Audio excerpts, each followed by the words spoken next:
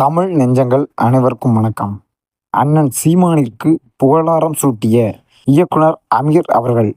அது என்னன்னு பார்த்தீங்கன்னா, 10 வருடங்களுக்கு முன்பாக ஒருவன் கட்சி ஆரம்பித்து, அவன் இந்த மண்ணுக்காகவும், மக்களுக்காகவும், பறவைகளுக்காகவும், விலங்குகளுக்காகவும் அரசியலை பேசி இன்றளவில் 30,00,000 வாக்குகளை வாங்கியிருக்கிறான் என்றால், அவன் தானே ரியல் ஹீரோ அப்படிங்கிற மாதிரி ஒரு கருத்தை அண்ணன் அமீர் அவர்கள் பதிவு பண்ணியிருக்காங்க.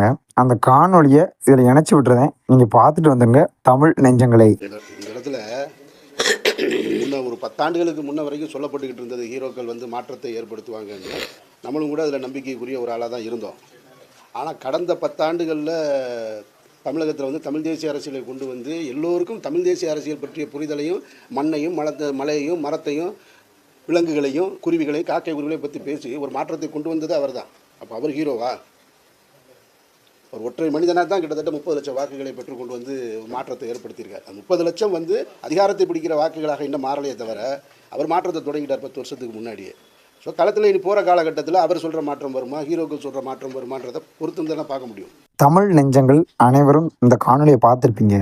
இந்த காணொலியிலிருந்து நம்ம புரிந்து கொள்ள வேண்டிய விடயம் ஒன்றே ஒன்று தான்.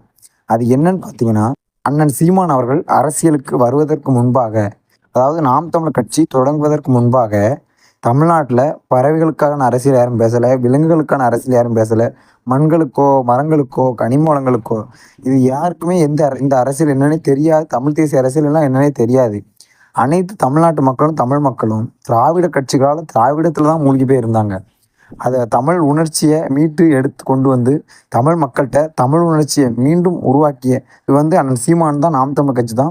இன்றளவிலும் தலைவர் பிரபாகரன் அப்படின்னு சொன்னால் தெரியக்கூடிய அளவுக்கு வளர்த்ததற்கு முக்கிய காரணம் அண்ணன் சீமான் தான். இதை யாராலையும் மறக்க முடியாது.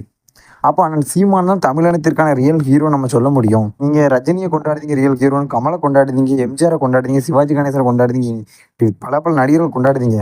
நம்ம இனத்துக்கான தலைவனை யார் கொண்டு முன்னாடி நிப்பாட்டினா? எந்த திரைப்படத்துலையுமே ஐயா தலைவர் பிரபாகரன் காமிக்கலையே. தலைவர் பிரபாகரனுடைய படத்தை அண்ணன் சீமான் அவர்கள் பின்னாடி போட்டார்களா? தலைவர் பிரபாகரனுடைய படத்தை போட்டால் வழக்கு பதிவு பண்ணி அரெஸ்ட் பண்ணது இந்த தமிழ்நாட்டு கவர்மெண்ட் தமிழ்நாட்டில் நடந்தது உண்மைக்கும். அதையும் மீறி தைரியமாக அரெஸ்ட் பண்ணாலும் சரி, நான் ஜெயிலுக்கு போனாலும் சரி, ஆனால் எங்களுடைய அண்ணன் தலைவர் பிரபாகரனுடைய படத்தை நாங்கள் வைப்பண்டா அப்படின்னு ஒரு உறுதியாக நின்னார்ல அண்ணன் சீமான். அன்னைக்கு நின்ன சீமான் இன்னைக்கு அதே உறுதியோடு தான் நிற்காரு. அதனால தமிழ் மக்கள் நீங்கள் புரிஞ்சுக்கொள்ளணும், திராவிட கட்சிகள் நம்மளை மாற்றி ஏமாற்றிக்கிட்டு தான் இருக்குது. உங்களுக்கு மாற்று அப்படி நீங்கள் நினச்சி நீங்கள் வாக்களிச்சிங்கன்னா நாம் தமிழருக்கு தான் அழிக்கணும். அதுதான் உண்மையான ஒரு தமிழ் தேசிய அரசியல்.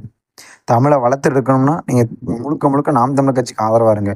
ஒரு முறை வாக்களித்து பாருங்கள், அவ்வளோ நம்மளால சொல்ல முடியும். முடிச்சுக்கிடும் தமிழ் நெஞ்சங்களை.